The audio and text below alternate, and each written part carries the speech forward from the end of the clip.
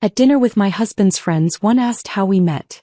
He grinned and said, "She wouldn't stop texting me, persistent little thing." They laughed. He added, "She was obsessed, honestly." I felt bad saying no. More laughter. Then, "Now she runs after me like a puppy. Guess I'm her best achievement." I smiled, finished my drink, and decided he'd never humiliate me again. "Look at my wife, she's like a perfectly trained show dog," Spencer announced to his golf buddies as I delivered their drinks on the terrace, his hand gripping my waist possessively. "Knows exactly when to speak, when to smile, when to disappear. Took years of work, but I finally got her properly housebroken." The men laughed while I maintained my practiced smile, but inside something crystallized. Today would be the last time Spencer Whitfield would parade me around like his personal achievement. Before we continue, if you've ever been diminished by someone who should have lifted you up, please consider subscribing. It's free and helps these stories reach others who need them. Now let's see what happens next. I set down the tray of scotch and sodas with practiced grace, making sure each glass landed on a coaster without a sound. Richard Hartford, Spencer's closest friend from the firm, raised his glass in mock appreciation. "You've got her well trained, Spence. Mine still thinks she has opinions about my portfolio decisions." Another round of laughter. I felt Spencer's fingers dig slightly into my hip, his signal that I should laugh along. So I did, the tinkling sound as hollow as crystal. "Run along now, sweetheart," Spencer said, patting my hip like rewarding an obedient pet. "The men need to talk business." I turned to leave, catching my reflection in the glass door. Blonde hair perfectly styled, designer dress that Spencer selected last week, makeup subtle enough to seem natural but precise enough to meet his standards. Everything about me was curated, managed, reduced to his specifications. In the kitchen, I steadied my breathing while loading the dishwasher. Through the window, I could see them on the terrace, Spencer gesticulating broadly, probably telling another story where I was the punchline. 7 years. 7 years I had played this role, each day eroding a little more of who I used to be before I became Mrs. Spencer Whitfield. The clock on the microwave read 2:47 p.m. In 3 hours I would need to start preparing for tonight's company dinner. Another performance where I would smile vapidly while Spencer's colleagues discussed markets I understood better than they did, strategies I could have improved if anyone thought to ask my opinion. But they never did. Why would they? I was just Spencer's pretty wife, his greatest accomplishment in training a wild thing into submission. I climbed the stairs to our bedroom, my hand trailing along the banister Spencer had specifically chosen because it photographed well for dinner parties. Everything in our penthouse had been selected for appearance, for the impression it would make on others. Even me. Especially me. In the walk-in closet, I pushed aside the designer dresses Spencer approved of and reached behind them to the hidden panel I had installed 2 years ago. Behind it lay a small space where I kept the remnants of my former self, my MBA diploma from Wharton, rolled carefully and tied with string, my CPA certification, the business cards from Thorne Consulting, the firm I had built from nothing and surrendered everything for love. Or what I had thought was love. A memory surfaced unbidden. 3 years ago, standing in Veronica's office, signing the papers that transferred majority ownership to her. "This is temporary," Veronica had said, her eyes worried. "You'll be back." But I had been so certain then, so convinced that Spencer needed me to be less so he could be more. "It's embarrassing having my wife compete in my world," he had said after a client chose my proposal over his. "It makes me look weak. You understand, don't you, sweetheart?" I had understood. I had understood that loving Spencer meant shrinking myself to fit the space he allocated for me. I had understood that his ego required my diminishment. I had understood everything except how much it would cost me. From downstairs, I heard the terrace door slide open and male voices filling the foyer. They were leaving. I quickly closed the hidden panel and selected the navy dress Spencer had approved for tonight. Conservative neckline, appropriate length, expensive enough to reflect his success but not so expensive as to suggest I had my own money. He didn't know about the trust fund my grandmother had left me, the one I had never touched, the one that sat gathering interest while I played the role of financially dependent wife. "Madeline." Spencer's voice echoed up the stairs. "Come say goodbye to the boys." I descended the stairs with measured steps, reapplying my vacant smile. Richard was waiting by the door, his eyes sliding over me with the casual assessment men like him felt entitled to. Beautiful as always, Madeline. Spencer's a lucky man. The luckiest, Spencer agreed, pulling me against him with proprietary force. Though between us it wasn't luck. Just good training. More laughter. Richard clapped him on the shoulder and left. When the door closed, Spencer turned to me, his expression shifting to the critical assessment I knew so well. Your laugh was a bit loud earlier. We've discussed this. Feminine, not bold. Tonight's important. Garrett Blackwell will be there with his wife, and I'm up for the partnership advancement. I need you to be perfect. Of course, I said, my voice pitched exactly where he preferred it. And remember the story, he continued, adjusting my necklace with clinical precision. You pursued me. You were persistent. I gave in out of kindness. That's the narrative they know, so that's what you reinforce. Can you handle that without making me look bad? I nodded, not trusting my voice to maintain its practiced tone. He kissed my forehead, a gesture that once felt tender but now felt like a owner's mark on property. Good girl. Start getting ready. We leave at 7 sharp. As he walked toward his study, I stood alone in our vast foyer, surrounded by the beautiful cage he had built for me. Tonight he would tell his degrading story again. Tonight his colleagues would laugh at my expense again. Tonight I would smile and play the role of his perfectly trained achievement again. Or would I? I climbed back upstairs, but this time I had a different purpose. From the hidden panel I pulled out my old laptop, the one Spencer didn't know existed. As it powered on, I felt something I hadn't experienced in years. Possibility. My fingers moved across the keyboard with forgotten confidence, logging into accounts I had kept alive but dormant. Contact lists. Client databases. Financial records from Thorne Consulting. Everything was still there waiting.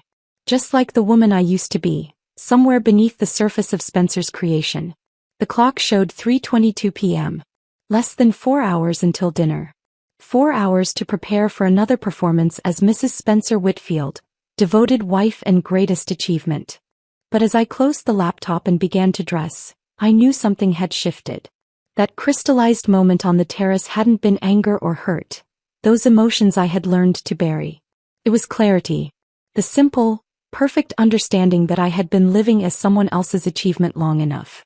Tonight would be different, though Spencer wouldn't know it yet. Tonight, while I smiled and nodded and played my part, I would be taking notes. Not the kind that helped me remember his colleagues' wives' names or their children's schools. The kind that would help me remember who I was before I became what he made me. The navy dress slipped over my shoulders like armor disguised as silk. The valet took Spencer's keys with the kind of deference reserved for regular patrons who tipped excessively, and Spencer's hand pressed against my lower back, guiding me toward the restaurant entrance.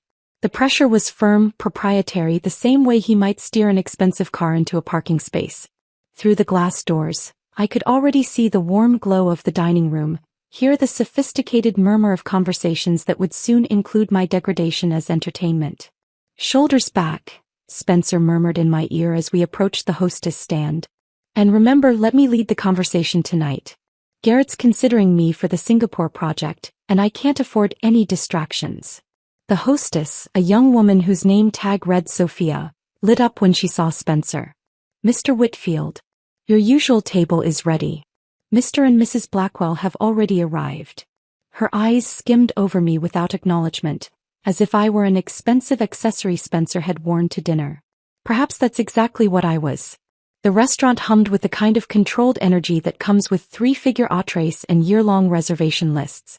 Spencer navigated us through the space with practiced ease, nodding to other diners he recognized, his hand never leaving my back. I recognized several faces from his firm, from charity events, from the countless dinners where I had perfected the art of being present but not prominent. Garrett Blackwell stood as we approached, his silver hair catching the light from the chandelier above.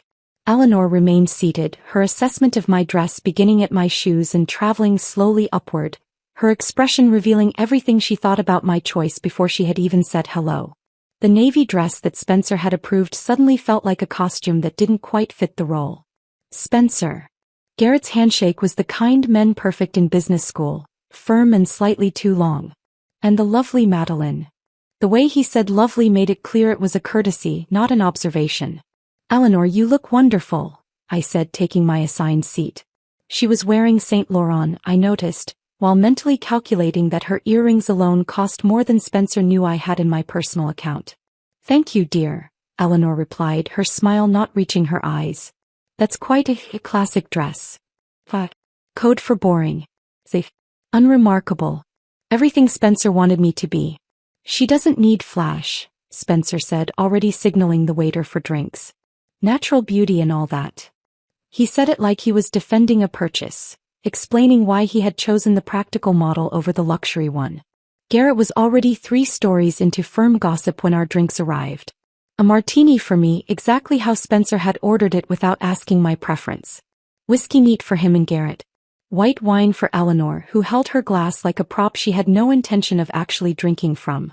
"The Mitchell account is a disaster," Garrett was saying, his voice carrying the kind of casual cruelty successful men perfect when discussing others' failures. Though not surprising considering Tom's recent distractions. Spencer laughed, the sound calculated to show he was in on the joke without seeming too eager. I sipped my martini and let their voices wash over me, noting how Eleanor watched me with the kind of attention usually reserved for spotting counterfeit handbags. "Speaking of distractions," Garrett said, his attention suddenly shifting to me with the weight of a spotlight. "How did you two meet?" "I don't think I've ever heard the full story." My mouth opened slightly, ready to share the actual story. The conference where I had presented on market strategies, Spencer approaching me afterward with nervous energy, his business card trembling slightly in his hand. But Spencer's hand found my knee under the table, a warning squeeze that meant silence. "Oh, this is a good one," Spencer said, his grin spreading like oil across water. "She wouldn't stop texting me. Persistent little thing." He laughed and Garrett joined him immediately. "I mean, we're talking dozens of messages a day. I'd wake up to novels about why we should get coffee." My fingers tightened imperceptibly on the stem of my martini glass. This wasn't just a lie. It was a complete rewriting of history. I had never texted him first. He had pursued me for 6 months. "She was obsessed, honestly," Spencer continued, warming to his audience. Eleanor's expression had shifted from assessment to something that looked almost like pity. I felt bad saying no. "You know how it is with desperate women. Sometimes charity is the kindest option." "Spencer," I said quietly, but he was already too deep in his performance. "The best part," he said, his hand now on my shoulder like he was presenting evidence, "is that now she follows me around like a puppy. Goes wherever I go, does whatever I say. Guess I'm her best achievement, right, sweetheart?" The words hung in the air between us, crystalline and sharp. Garrett laughed, the sound bouncing off the wine glasses. Eleanor's smile had become fixed, uncomfortable. Other diners at nearby tables had quieted slightly, the way people do when they sense something significant happening without understanding what. My martini glass remained perfectly steady in my hand. My smile never wavered. But inside, something fundamental shifted, like tectonic plates finally giving way after years of pressure. I saw our entire marriage reframe itself in that moment. Every diminishment, every public correction, every time he had rewritten our history to make himself the hero and me the grateful recipient of his attention. "That's quite a story," Eleanor said, her voice carrying an edge that suggested she wasn't entirely buying it. "Isn't it?" I said, my voice perfectly calibrated to Spencer's preferred pitch. Spencer has such a gift for storytelling. He squeezed my shoulder, pleased with what he took as agreement. "Well, you know what they say, every successful man needs a devoted woman behind him. Or beneath him," Garrett added with a laugh that made my skin crawl. The waiter arrived with our appetizers, providing a merciful interruption. I arranged my napkin in my lap with mechanical precision while my mind worked through calculations Spencer couldn't imagine I was capable of making. The trust fund he didn't know about. The business contacts he thought I had abandoned. The parts of myself I had hidden so well that even I had almost forgotten they existed. Through the soup course, Garrett explained market volatility to me using small words and baseball metaphors, while Eleanor asked about my hobbies in the tone one might use with a child. Spencer's hand remained possessively on my arm, occasionally squeezing when he wanted me to laugh or smile at appropriate moments. Each touch felt like another bar being added to a cage I had helped him build. "You're so lucky," Eleanor said as our entrees arrived. "Spencer taking care of everything, making all the decisions. It must be so relaxing not to have to think too much." "Exactly," Spencer agreed before I could respond. She's much happier now that she doesn't have to worry about complicated things. Aren't you, sweetheart? I looked at him, then really looked at him. The satisfied smile, the casual confidence of a man who believed his own revision of history. He genuinely thought he had done me a favor. He genuinely believed I was nothing before him, would be nothing without him. The happiest, I said, raising my glass in a small toast. The rest of dinner passed in a blur of calculated responses and perfectly timed laughter. I catalogued every slight, every dismissive gesture. Every moment Spencer's narrative of our life together grew more elaborate and more degrading. By dessert I had made my decision. Not in anger, not in hurt, but in perfect clarity. Spencer would never humiliate me again. Not because I would stop him, but because I would stop being the woman he thought he had created. The real Madeline Thorne was still there, waiting beneath the surface of Mrs. Spencer Whitfield. The house settled into its nighttime quiet as Spencer's snoring drifted from our bedroom. I waited another 20 minutes, counting his breathing patterns to ensure he had reached the deep sleep that always followed his whiskey-heavy dinners. The digital clock on the microwave read 11:47 p.m. when I finally moved, my bare feet silent on the cold kitchen tiles. I passed through the living room, avoiding the floorboard that creaked near the bookshelf, and entered the guest bedroom we had converted into Spencer's home office. He called it his domain, but tonight I had my own agenda. The mahogany desk sat imposing in the moonlight streaming through the blinds, its drawers locked as always. Spencer didn't know I had made copies of his keys months ago during one of his golf weekends. The bottom drawer opened with a soft click. Inside, beneath folders of tax returns and investment statements, my fingers found the slim envelope I had hidden there 3 years ago. My hands trembled slightly as I pulled out the documents Spencer had never seen, would never think to look for in his own space. The trust fund statement showed a balance that would make his eyes widen. My grandmother's final gift, carefully invested and growing steadily.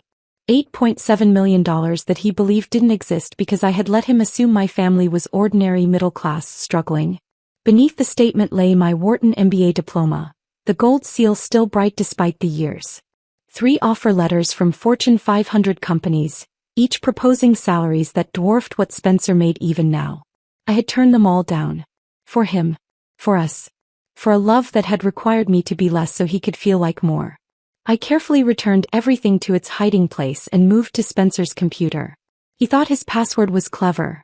Our anniversary date backward. He never imagined I paid enough attention to figure it out. The screen flickered to life, and I navigated to the folders he thought were hidden behind work presentations and client files. What I found made my breath catch. Spreadsheets labeled personal security showed systematic transfers from our joint accounts to an account only in his name. 50,000 here, 30,000 there, small enough amounts to avoid triggering alerts but substantial when tallied.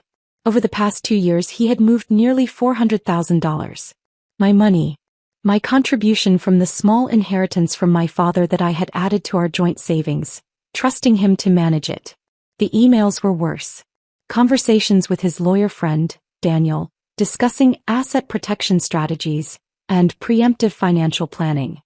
One message, dated 6 months ago, read, "Need to ensure M remains financially dependent. Can't have her getting ideas about independence. The moment they think they don't need us, they leave." My phone vibrated on the desk, startling me. The caller ID showed a name I hadn't seen in years. Veronica Chin. My former business partner. My hand hesitated before answering. "Maddie." Her voice was slightly slurred, the background noise of a bar evident. "I know it's late. I'm sorry. I had to tell you something."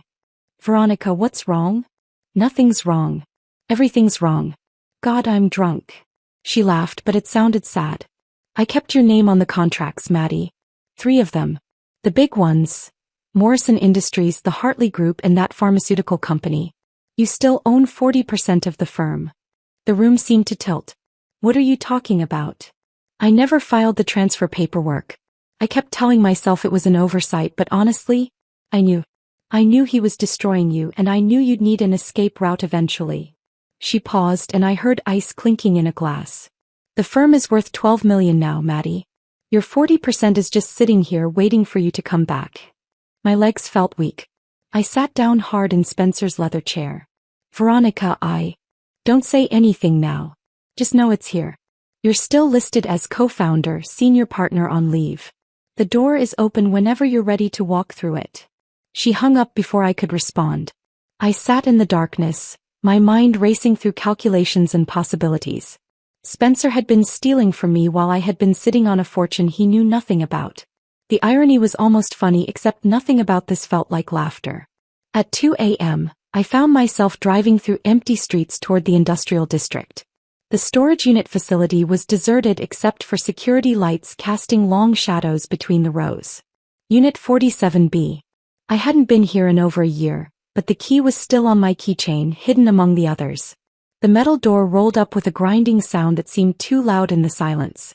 Inside, illuminated by a single bare bulb, sat the archaeological remains of my former life. Cardboard boxes labeled in my neat handwriting: awards, client files, office photos. The garment bags hanging on a portable rack contained my old business suits. Armani, Chanel, the armor of a woman who had once commanded boardrooms. I opened the first box and pulled out a crystal plaque. Entrepreneur of the Year Madeline Thorne. Another. Excellence in Strategic Consulting. My fingers traced the engraved letters of a name that no longer felt like mine. Beneath the awards I found photo albums from company events, pictures of me shaking hands with CEOs, speaking at conferences, laughing with clients who valued my opinion. The laptop was in the third box, wrapped in bubble wrap like a relic. I powered it on, surprised the battery still held a charge. The screen came to life, showing a desktop frozen in time. Email contacts for hundreds of clients. Proposals I had written. Strategic plans that had saved companies millions. All waiting, patient as archaeology. At the bottom of the box, beneath everything else, was a birthday card. The handwriting was my mother's, shaky but determined. I hadn't spoken to her in 2 years. Not since Spencer had convinced me she was toxic, jealous of our happiness. The card was from my last birthday before the silence. Inside she had written, "My darling girl, I hope someday you remember who you were before him. You were magnificent. You still are. Love, Mom." I sat on the concrete floor of the storage unit, surrounded by the evidence of a life I had abandoned, and felt something crack open inside me. Not break. Crack open like a seed that had been dormant finally sensing spring. These weren't just objects, they were proof. Proof that I had existed as a complete person before Spencer. Proof that I had been accomplished, respected, valued for my mind and not just my compliance. I loaded several boxes into my car, including the laptop and a garment bag containing my favorite suit, a black Saint Laurent that had made me feel invincible. As I drove home through the pre-dawn darkness, I thought about the evening's discoveries. Spencer's financial betrayal. Veronica's preserved partnership. My mother's patient hope. Each revelation was a thread, and together they were weaving themselves into something that looked like a rope. Or maybe a ladder. Back home, I hid everything in the guest room closet behind winter coats we never wore. Spencer was still snoring, oblivious to my absence, to my discoveries, to the woman quietly reassembling herself in the margins of his carefully controlled life. I slipped back into bed beside him, my body cold from the night air but my mind burning with possibilities. He stirred slightly, his arm reaching for me out of habit, pulling me against him in a possessive embrace even in sleep. I lay there, feeling the weight of his arm like a shackle, and began to plan. Morning arrived with Spencer's alarm at 6:30, his hand reaching across the bed to confirm I was still there before he rose for his shower. I lay still for another moment, listening to the familiar sounds of his routine, then slipped from bed to prepare his breakfast. My movements were automatic. 2 eggs over easy whole wheat toast, fresh orange juice. But my mind was elsewhere, calculating the hours until my 10 o'clock meeting. I had told Spencer I was getting my hair done. He had nodded absently, already scrolling through market reports on his phone, and handed me his credit card. "Don't go crazy," he had said, his standard warning whenever I spent money, even on things he required me to maintain. The coffee shop where I met Sandra Harrison was deliberately chosen, 20 miles from Spencer's office, in a neighborhood he would never visit. Sandra looked exactly the same as she had 3 years ago when I had saved her company $2 million with a restructuring plan. Her eyes widened when she saw me, then softened with something between pity and relief. "Madeline Thorne," she said, using my maiden name deliberately. "I wondered if I would ever see you again." We sat in a corner booth, far from the windows. I wrapped my hands around my coffee cup, feeling its warmth anchor me to this moment, this choice. I'm considering returning to consulting, I said carefully, watching her reaction. Sandra leaned back, studying me. Considering? Or deciding? Testing the waters.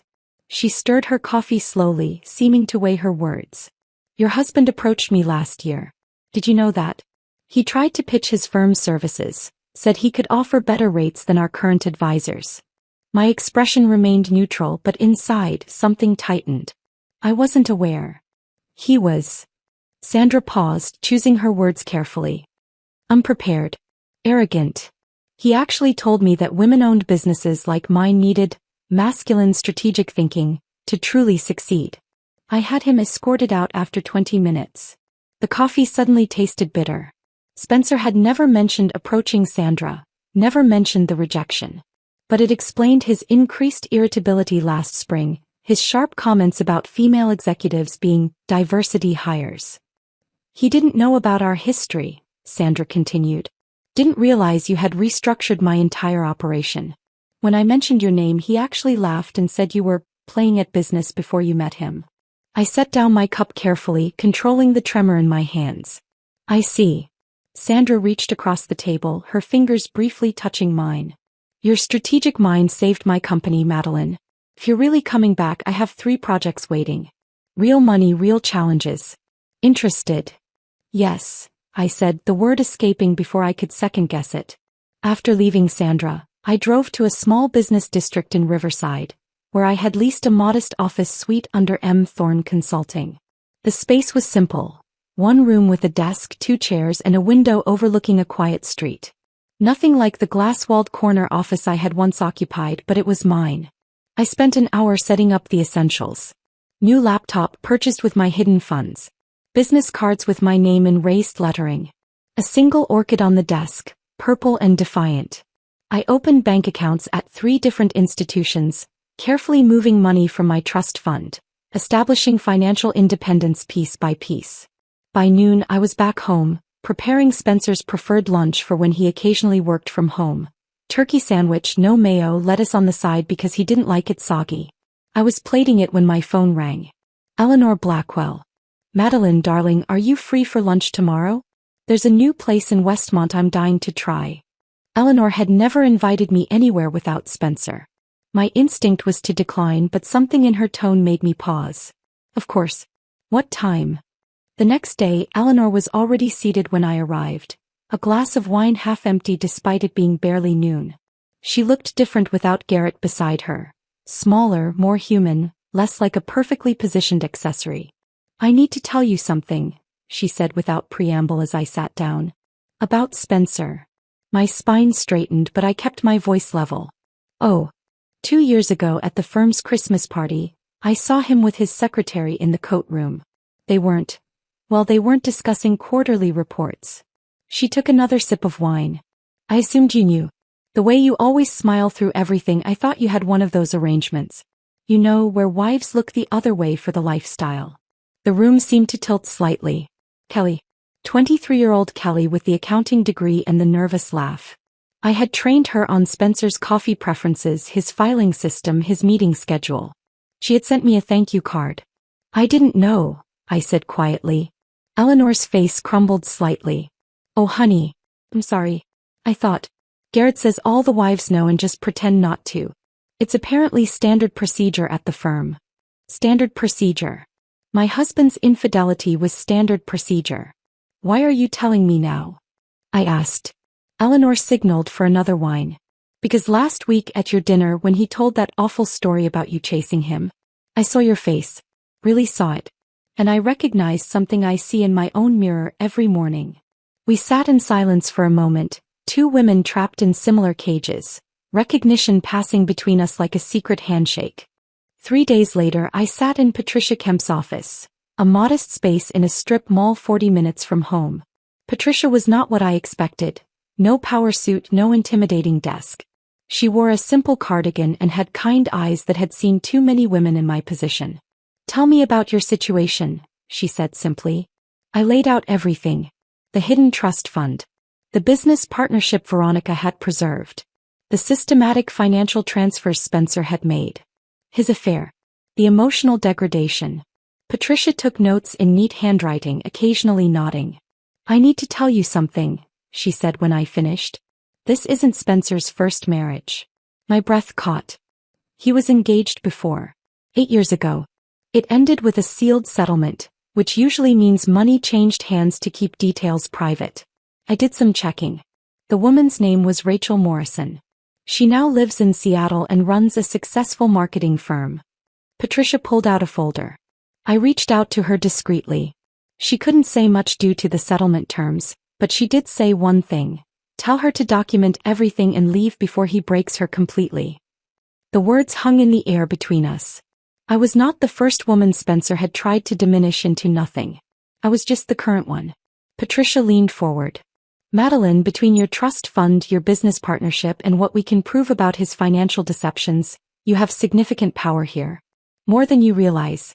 The question is, what do you want?" What did I want? For the first time in years, I had the luxury of asking myself that question. "I want to be free," I said. "And I want him to know that I was never what he thought I was." Patricia smiled then, the expression sharp and understanding. "Then let's make that happen." I left her office with a plan forming, pieces clicking into place like a puzzle I had been solving without realizing it. At home that evening I made Spencer's favorite dinner, coq au vin with roasted vegetables, and listened to him complain about a client who had dared to question his judgment. "Some people just don't know their place," he said, cutting into his chicken with unnecessary force. "No," I agreed, refilling his wine glass. "They certainly don't." Spencer set his fork down with deliberate force, the sound sharp against the china plate. He stared at the salmon I had prepared, his expression shifting from annoyance to disgust. "This is overcooked," he announced, pushing the plate away. "How many times have I told you? Salmon should be pink in the center. This is basic cooking, Madeline. A child could manage it."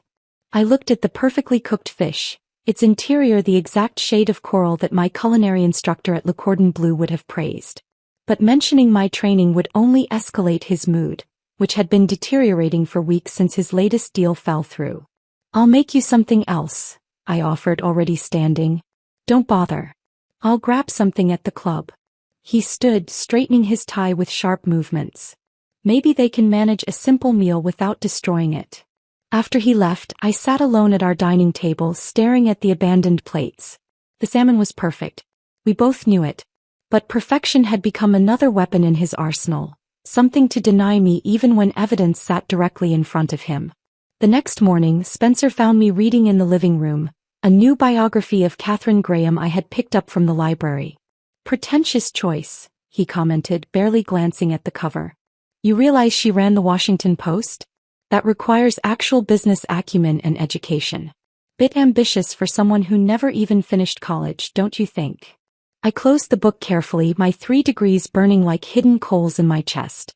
"Just interested in successful women," I said mildly. "Successful women," he repeated with a laugh that held no warmth. "Right. Well, when you actually accomplish something worth reading about, let me know." He left for work earlier these days, returning later. His clothes sometimes carried unfamiliar perfume, not Kelly's nervous, floral scent, but something more expensive, more deliberate. I had stopped asking about his evenings. His lies had become lazy, careless, like he no longer believed I was worth the effort of decent deception. That Thursday afternoon, I was arranging flowers in the foyer when the doorbell rang. Through the peephole, I saw a familiar figure I hadn't expected. My mother, Ellen, standing with a small suitcase and an expression of determined worry. I opened the door slowly as if she might evaporate. "Mom." "I drove straight through," she said simply. 6 hours. I had a feeling. We stood there for a moment, 2 women separated by 2 years of Spencer-orchestrated silence. Then she stepped forward and pulled me into an embrace that smelled of lavender and homemade bread. The scent of the life I had before Spencer convinced me it was provincial and embarrassing. I made tea while she settled at the kitchen counter, her keen eyes taking in every detail. The pristine surfaces, the absence of personal photos, the way I moved through the space like a guest careful not to disturb anything. "You look thin," she said finally. "And tired. But mostly you look empty." The tears came suddenly, silently, running down my face while I stood frozen with the kettle in my hand. Mom stood and gently took it from me, setting it aside. "Oh, sweetheart," she said softly. "What has he done to you?" We sat in the living room for an hour, my mother listening as words poured out. Not everything, not the worst parts, but enough. She didn't interrupt, didn't judge, just held my hand while I talked. Finally she spoke. "I kept your room exactly as you left it. Your old desk, your books, everything. When you're ready to leave him, my door is open. No questions, no timeline, just open." "Mom, You don't have to decide anything now," she said firmly. "Just know you have somewhere to go.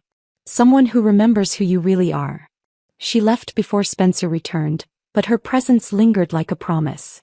2 days later I was at the gym working through my frustration on the elliptical machine, when Kelly appeared beside me. Spencer's secretary looked nervous, glancing around as if he might materialize from behind the weight machines. "Mrs. Whitfield," she began, then stopped. "Madeline, I need to tell you something."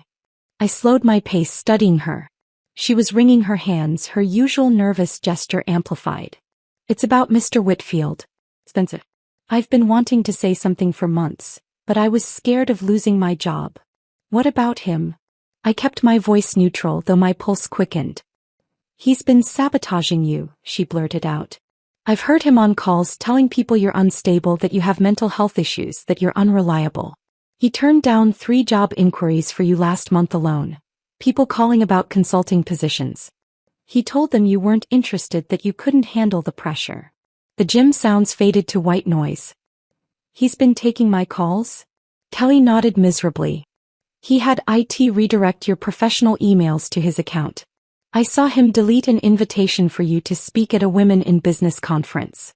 He laughed about it, told someone on the phone, 'She's nothing without me, and I make sure it stays that way.'" My hands gripped the elliptical handles until my knuckles went white. "How long?" "At least a year. Maybe longer. I'm so sorry. I should have said something sooner, but I didn't know how, and he's so controlling and—" "Thank you for telling me," I managed, my voice sounding distant even to my own ears. Kelly shifted uncomfortably. "There's more. He's been telling people at the firm that you're having a breakdown. Setting up a narrative for if you ever try to leave. Making sure no one would believe you or hire you." After Kelly left, I sat in my car in the parking garage, engine off, trying to process the scope of what I had just learned. This went beyond control, beyond diminishment. This was systematic destruction. He had been actively dismantling my future while I cooked his dinners and arranged his life. That evening, I accessed our home computer while Spencer was showering. Using skills from a coding course I had taken years ago, I found the email forwarding rules he had set up. There they were, dozens of redirected messages. Job offers, speaking engagements, former clients trying to reconnect, all routed to Spencer's account and deleted. One email, from a Fortune 500 CEO I had once advised, was particularly painful. "Madeline, I've been trying to reach you for months. We have a senior strategy position that would be perfect for you. Please call me." Dated 6 months ago. Deleted the same day. I documented everything, taking screenshots, forwarding copies to my new private account. The betrayal sat like ice in my chest. Not hot anger, but cold, crystalline clarity. He hadn't just belittled me, he had actively worked to destroy any possibility of my independence, creating a prison while telling me I was free to leave anytime. The shower shut off upstairs. I quickly closed everything, returning the screen to his market analysis spreadsheet. When Spencer came down, I was in the kitchen, preparing his evening coffee exactly as he liked it. "You look tense," he observed, accepting the cup without thanks. "Just tired," I replied, watching him sip the coffee I had made perfectly, knowing he would find fault with it anyway. "Maybe you should take something for that," he suggested. "You've seemed unstable lately. Emotional. I've been worried about your mental state." There it was, the narrative Kelly had warned me about, being tested in our own kitchen. I smiled, the empty smile I had perfected. "You're probably right," I agreed. "I should take better care of myself." Spencer settled into his leather chair with his evening scotch, scrolling through his phone while I cleared the dinner plates. His self-satisfaction filled the room like cologne, thick and suffocating. I moved quietly to the kitchen, then slipped into the small pantry where I had hidden my new phone, one he didn't know existed, purchased with cash from my hidden accounts. For the past week, I had been building something Spencer would never suspect I was capable of creating. A comprehensive evidence portfolio. The phone contained everything. Screenshots of his financial transfers, showing the systematic theft from our joint accounts. Audio recordings of his daily humiliations, captured by the voice recorder app one activated each morning before he woke. Our state was single-party consent for recordings, a detail I had confirmed with Patricia. Every cruel comment, every lie about my education, every moment he diminished me was now preserved in digital amber. I had also gathered written testimonies. Sandra Harrison had provided a formal statement about Spencer's failed pitch and his dismissive comments about my business acumen. Kelly had secretly forwarded me copies of the emails Spencer had intercepted and deleted. Even Eleanor had agreed to confirm what she knew about his affairs, though she warned me she could only go so far without risking Garrett's career. The photo gallery held images of my real documents. My degrees, my trust fund statements, the partnership papers from Veronica's firm. Each piece of evidence was backed up to 3 different cloud services under accounts Spencer would never think to look for. I had learned from his own deception. Always have contingencies. The next morning was Thursday, country club day. I dressed carefully in the coral sundress Spencer approved of, the one that made me look appropriately feminine without trying too hard, as he put it. The club dining room buzzed with its usual mixture of business gossip and personal scandals, the currency of the wealthy and bored. I positioned myself at a table with Margaret Whitman and Jennifer Cross, 2 women whose talent for spreading information exceeded their tennis skills by considerable margins. They were already 2 mimosas deep when I arrived, their voices carrying that particular pitch that preceded valuable gossip. "How's Spencer?" Margaret asked, her eyes sharp despite the casual tone. "Garrett mentioned he's been under pressure lately." I sighed, letting concern color my features. "He's been forgetting things. Little things mostly, but it worries me. Yesterday he insisted we met when he was at Harvard, but Spencer went to State. And last week he told clients I never finished college when I have my MBA from Wharton. I think the stress is affecting his memory." Jennifer leaned in, her interest piqued. "Memory issues? At his age?" "The doctor says stress can do that," I said, lowering my voice conspiratorially.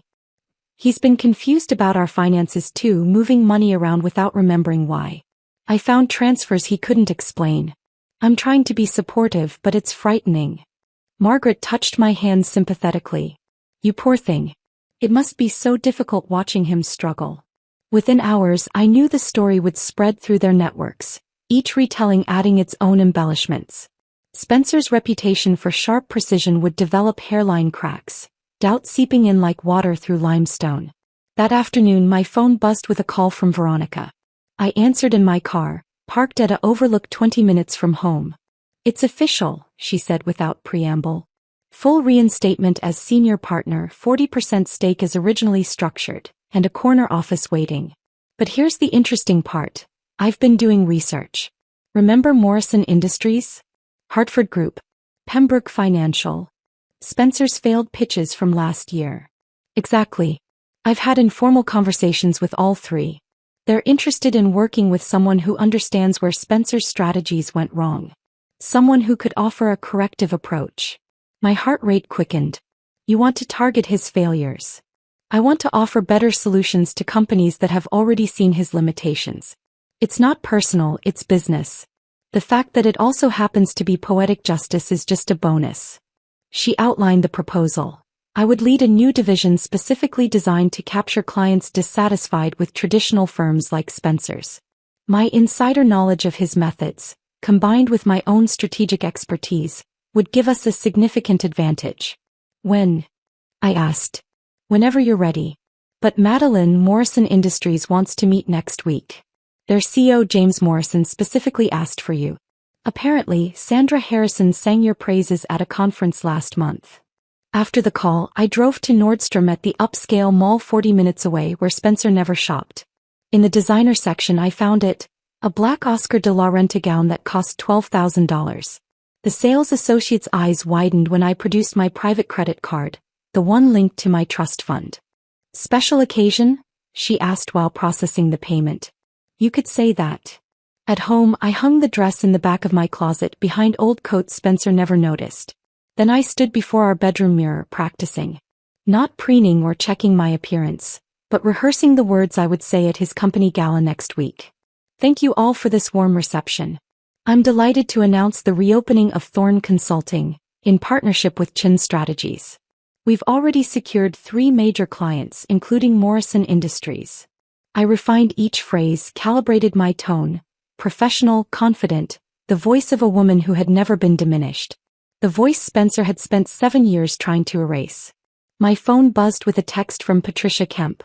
Papers ready for service. Process server on standby for your signal. Everything was converging toward a single point like light through a lens. The gala was in 5 days. Spencer would receive his Partnership Achievement Award, the recognition he had craved for years. He would stand at that podium, basking in applause, probably telling another demeaning story about his devoted wife. But this time would be different. This time, when he called me his achievement, I would show everyone exactly whose achievement was about to be dismantled. I prepared dinner that evening with unusual care, each dish perfect, each detail precisely as Spencer preferred.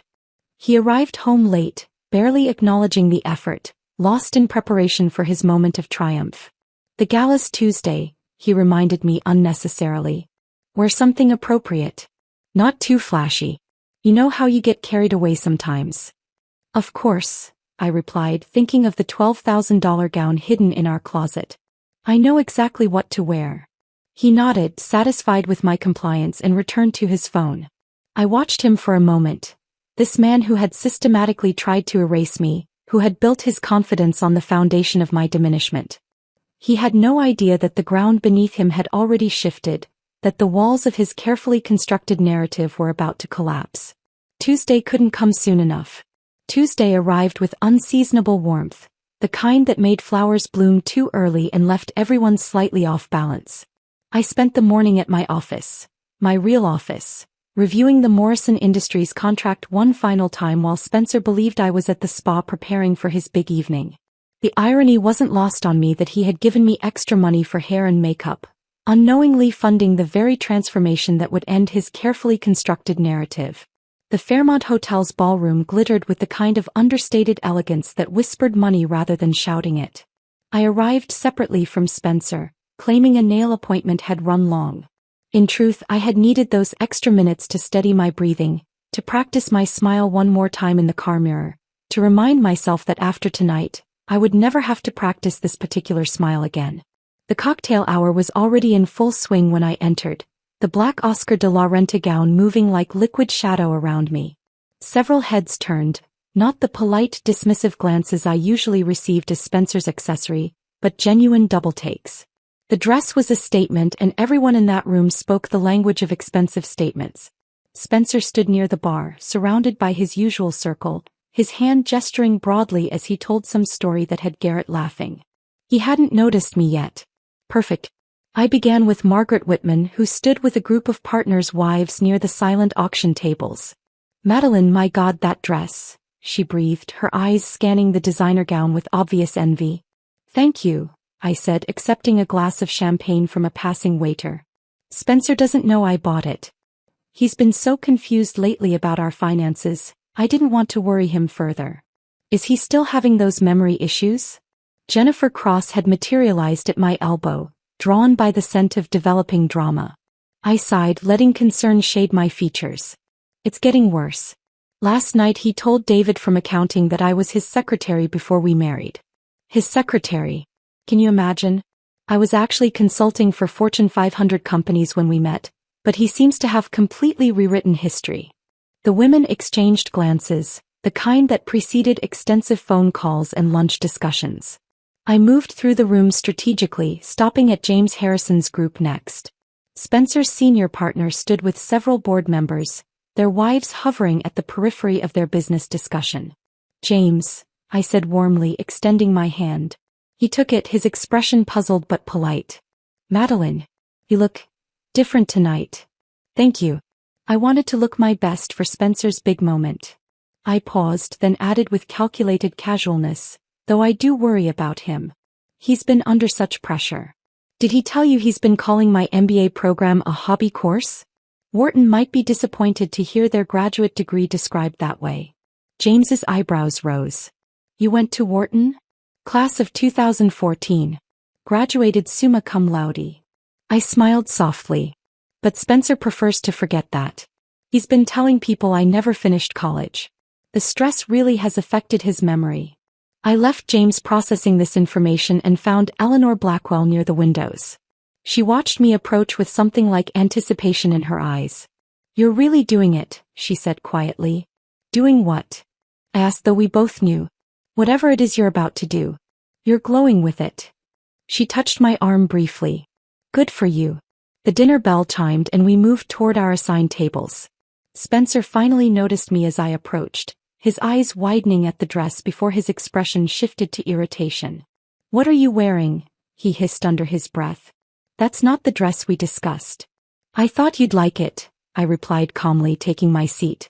It's special occasion after all. The dinner proceeded with its usual rhythm of speeches and polite applause. Spencer kept shooting me glances, clearly unsettled by my appearance, by the way other men were looking at me, by something in the atmosphere he couldn't quite identify. Finally, the moment arrived. The CEO stood to announce the Partnership Achievement Award. Spencer straightened his tie, his face assuming the expression of humble surprise he had practiced in our bathroom mirror. This year's recipient has shown exceptional dedication to our firm's values, the CEO read from his cards. Spencer Whitfield has consistently demonstrated what it means to be a leader in our organization. Spencer rose to thunderous applause, making his way to the stage with measured steps. He accepted the Crystal Award, holding it up to catch the light before approaching the microphone. Thank you all so much for this incredible honor, he began, his voice carrying that particular tone of false modesty he had perfected. I couldn't have done any of this without support, particularly from my wife, Madeline. He found me in the crowd, gesturing for me to stand. She's been my biggest supporter, following me every step of the way. I often joke that I'm her greatest achievement. I stood slowly, the room's attention shifting to me like a spotlight. Actually, Spencer, I said, my voice carrying clearly through the silent ballroom, I have an announcement of my own. The silence deepened, became electric. Spencer's smile froze on his face. I'm delighted to announce that Thorne Consulting is reopening. I let that land before continuing. In fact, I've been running it successfully for the past month. We've already secured 3 major clients, including Morrison Industries, the Hartley Group and Pembroke Financial. Gasps rippled through the room. Those were all companies that had rejected Spencer's proposals. Spencer's face had gone pale. Madeline, what are you? Oh, and that charming story you love to tell about how we met? I continued, my voice steady as steel. Let me share the actual version. You pursued me for 6 months after I gave a presentation your CEO called revolutionary. You sent flowers to my office every day. You begged me for coffee 43 times. I have the emails. You called me the most intelligent woman you'd ever met. It's a shame you forgot that woman existed the moment you thought you owned her. The ballroom had become a held breath. Spencer stood frozen at the podium, his award hanging limply in his hand. I won't take up any more of your celebration, I said, gathering my clutch. Congratulations on your achievement, Spencer. I'm sure it will keep you company. I walked toward the exit with measured steps, my heels clicking against the marble floor in the absolute silence. As I passed their table, Kelly mouthed thank you, tears in her eyes. James Harrison nodded with what looked like respect, possibly admiration. Eleanor Blackwell began clapping, alone at first, then joined by one person, then another, until scattered applause followed me to the doors. Behind me, Spencer's voice cracked through the microphone. Madeline, wait. But I didn't wait. I had waited 7 years. That was enough. The doors closed behind me, cutting off the explosion of voices that erupted in my wake. The valet already had my car waiting. I had called ahead, knowing exactly when I would need to leave. As I drove away from the Fairmont, I caught a glimpse of myself in the rearview mirror. For the first time in 7 years, the woman looking back was someone I recognized. The city stretched before me through the floor-to-ceiling windows of my new office, dawn painting the skyline in shades of gold and possibility. My phone sat face up on the desk, Spencer's name appearing and disappearing as call after call went unanswered. 17 voicemails had accumulated through the night. I pressed play on the first one while sipping coffee from a simple white mug. Mine chosen by me without consideration for anyone else's preferences. Madeline, what the hell was that? Call me immediately. His voice tight with rage. The second, this is ridiculous. You embarrassed me in front of everyone. We need to talk. By the 5th, please just answer. We can work this out. The 10th, I'm sorry, okay? Is that what you want to hear? The 15th, you can't just throw away 7 years like this. The last one recorded at 4:47 a.m. Please. I need you. I deleted them all with one sweep of my finger, then blocked his number. The silence that followed felt like the first breath after swimming up from deep water. Patricia Kemp called at 9 sharp. The process server delivered the papers an hour ago. Spencer signed for them at his office. How did he react? According to my contact, he tried to refuse them at first. Then he apparently threw them across his desk and demanded to speak to you. Patricia paused. His lawyer called me 20 minutes later. Daniel Reeves. Daniel. His friend who had helped him hide assets, who had crafted those emails about keeping me dependent. The irony was delicious. What did Daniel say? That Spencer wants to contest everything. But here's the beautiful thing, I sent him our evidence file. The financial transfers, the email intercepts, the recordings. Everything. Patricia's voice carried deep satisfaction. Daniel called back 10 minutes later suggesting mediation. Within a week, Spencer's position had crumbled entirely. The firm had launched an internal investigation after several partners' wives reported his comments about my mental stability, combined with the scene at the gala. James Harrison personally called to apologize for not seeing the situation sooner, carefully avoiding any admission of legal liability while making it clear Spencer's partnership track had been permanently derailed. The mediation took place in a neutral conference room, beige walls and fluorescent lights that made Spencer look gray and diminished. He sat across from me, his lawyer whispering urgently in his ear while Patricia calmly presented our terms. My client is prepared to walk away with only what she brought into the marriage, Patricia stated, plus her documented share of joint assets prior to Mr. Whitfield's unauthorized transfers. In exchange, we require no contest to the divorce, no claims on Thorne Consulting, and no contact following the decree. Spencer's jaw clenched. She built that company during our marriage. I have rights. Actually, I interrupted, my first words to him since the gala. I built it before we met, maintained it during our marriage, and rebuilt it despite your sabotage. You have no rights to anything I created. He stared at me like he was seeing me for the first time. Perhaps he was. Daniel whispered urgently to Spencer, showing him something on his laptop. Probably the recording where Spencer explicitly stated I was nothing without him, and outlined his plan to keep me financially dependent. Spencer's shoulders sagged. We accept the terms, Daniel said quietly. 3 months later, I stood in our expanded office space, watching Veronica direct the installation of a conference table that could seat 20. We had outgrown our original suite in 6 weeks, our client list expanding faster than either of us had anticipated. Morrison Industries wants to increase their retainer, Veronica announced, popping a bottle of Dom Perignon that cost more than Spencer ever allowed me to order at restaurants. And guess who called this morning? Garrett Blackwell.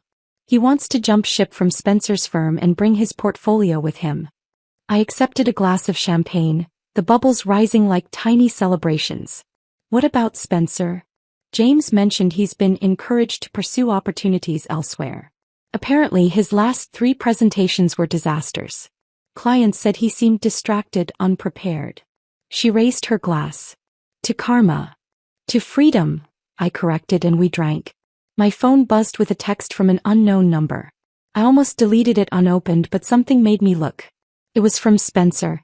He had gotten a new phone trying to circumvent my block. I see now what I lost. 5 words that might have meant something once. But reading them, I realized the fundamental error in his thinking. He believed he had lost me as if I had been a possession that slipped through his fingers. The truth was simpler and more devastating. He had never truly known me at all. He had married a woman he immediately set about diminishing, then mourned the loss of someone who had never existed in his imagination. I deleted the message without responding and turned back to the wall where my degrees now hung proudly beside my achievement awards, no longer hidden in storage. The nameplate on my door read, Madeline Thorne Sue, in bold letters that caught the morning sun. My mother visited the office that afternoon, bringing homemade cookies for the staff and tears of pride she didn't try to hide. "There you are," she said simply, touching my face. "There's my daughter." Kelly, who now worked as my executive assistant, knocked and entered. "Your 3 o'clock is here. James Harrison." James entered with a respectful nod, no trace of the condescension he had shown when I was Spencer's wife. "Madeline, thank you for seeing me. I have a proposition that might interest you." As we discussed his company's needs and how Thorne Consulting could serve them, I caught my reflection in the window. A woman in a suit that fit perfectly, chosen by her own hand, sitting in her own office, building her own empire. The best revenge hadn't been the public humiliation or the swift divorce or even the professional triumph. It had been simpler and more complete than any of that. The best revenge was becoming myself again.